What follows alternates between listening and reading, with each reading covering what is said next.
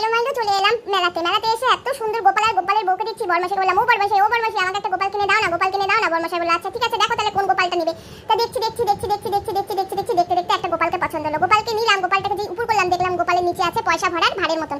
বেশ ভালোই লাগলো, বাড়িতে নিয়ে আসবো, মজা হলো, গোপালটাকে নেবো। তার সাথে দেখো অনেক কিছু কিন্তু কেনাকাটা করছি। বরমাসাই কিন্তু বলছে বাপ রে বাপ, বললো নিবে একখানা পুতুল, বললো নিবে একখানা গোপাল, আর নিচে এত কিছু। নিতে কিন্তু অনেকটা জিনিসই নিয়ে নিয়েছি, অনেকই কেনাকাটা করছি। তারপর আবার সোজা চলে এলাম কাচের চুড়ির দোকানে। দেখো দেখে নাও, তোমরা দেখে নাও কি সুন্দর চুড়িগুলি। এখানে কিন্তু সুন্দর সুন্দর স্কার্ট, টপ, জিন্স, তারপরে হাতের তৈরি জুটের ব্যাগ, ভ্যারাইটি জিনিস আছে। আগে দাঁড়াও দেখিনি, কিনবো তো, পারমিশন তো দিয়েছে। দাঁড়াও, ওয়েট।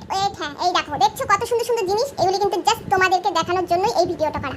আগে তোমাদেরকে দেখিয়ে নিই, তারপরে আমি কেনাকাটা করব। যাই হোক, কেনাকাটা করব। এখানে দেখছিলাম সুন্দর সুন্দর টপগুলি।